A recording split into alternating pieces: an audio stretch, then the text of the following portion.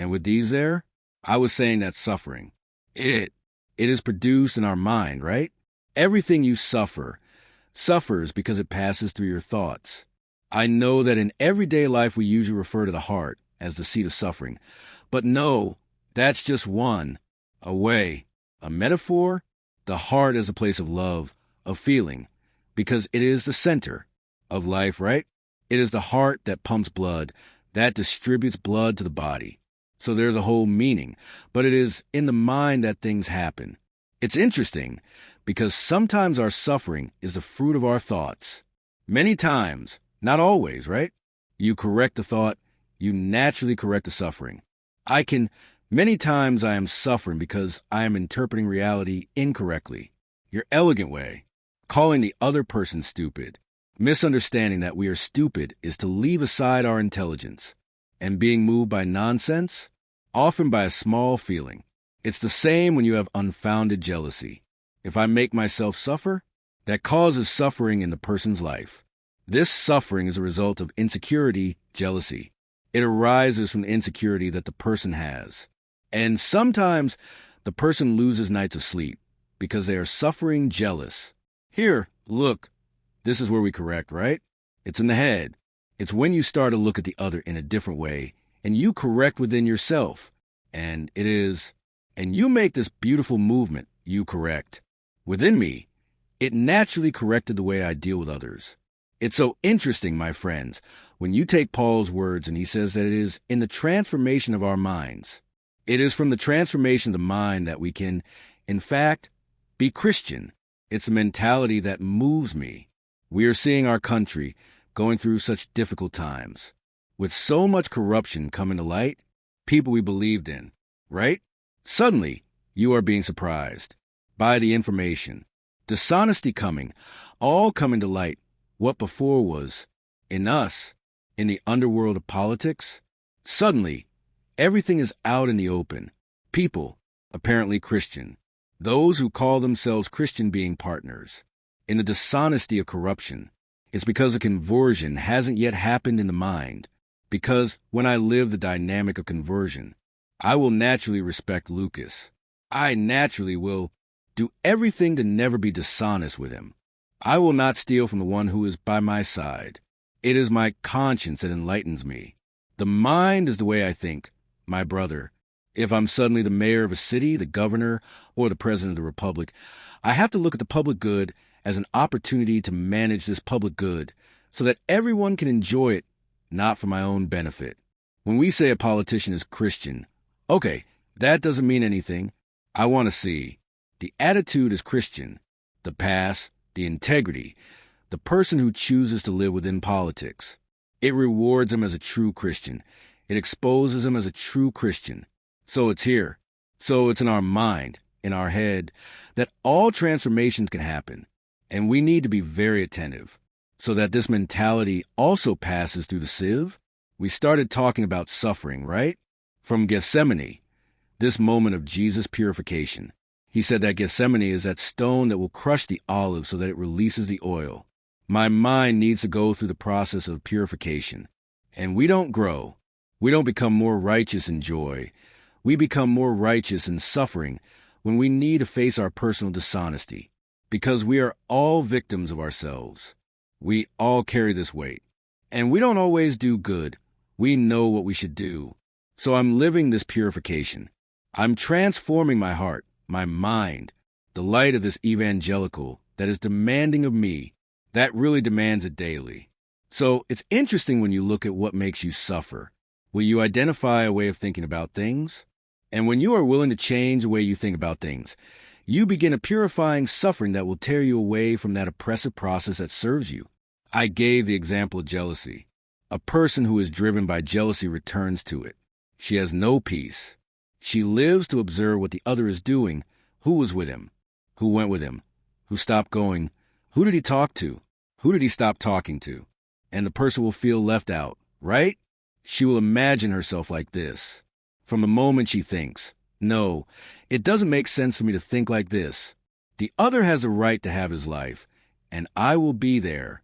I will participate according to my possibility and with the openness that I can achieve. Then Naturally, you start to think differently, the other and you. Now, when did I realize?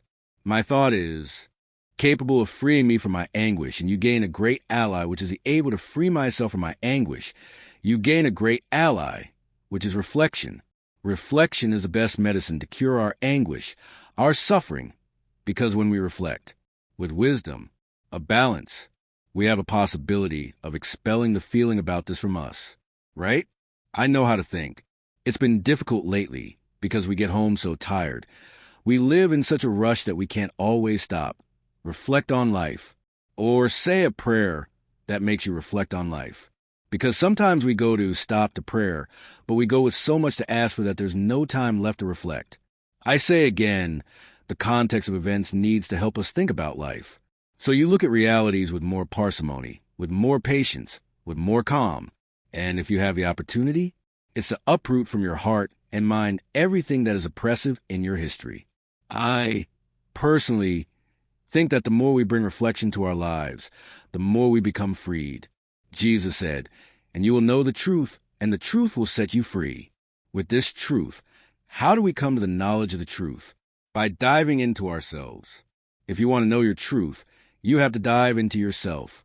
It's here within that everything is revealed.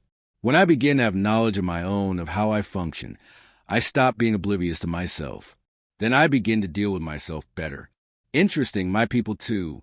Many of our sufferings arise and are maintained because we don't know how to deal with ourselves very well.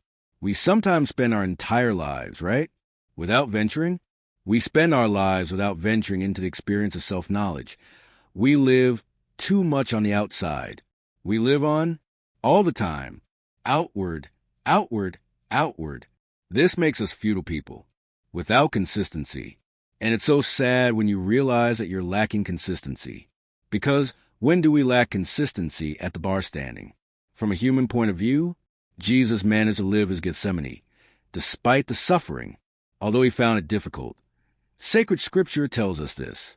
He managed because of the human consistency he achieved throughout his life. Didn't Jesus play at being human? He took seriously the possibility of being the son of Mary, of being the son of Joseph. He faced his humanity. He polished his humanity daily. Or do you think he didn't have the same difficulties as us? Of course he did. He also lost his patience. He also experienced intolerance within himself, of course. But it was there that he was polished. Coming into harmony with the divine essence that was inherent to him, he needed to manage within himself all his human possibilities to carry out this mission to the end, and to be able to convince those around him. Because this is so interesting for us to also think, right, that this personal coherence of Jesus is what gave him the followers he had. I was paying attention to this humanity. It's so attractive that people began to follow Jesus. I always like to differentiate this before having an experience. Jesus, Son of God. People had an experience of Jesus, son of Mary and Joseph, the unforgettable human being, an admirable human being. It may seem heretical, but it doesn't matter. There's no division here. I just want to pedagogically draw your attention to the human dimension that Jesus cared for daily, in himself, even because of the Christ glorified only after the resurrection. Until then, it was the experience of a human Jesus, of a man who was capable of loving the wretched, a man who always had a caring heart, giving himself to the poor and his son, not for, a man who was capable of approaching lepers, prostitutes, and thieves. He had beautiful, transformative words. He had an attractive discourse, because he presented a new way of seeing human beings and God, and he had a different way of interpreting the human being in relation to this God. That's it?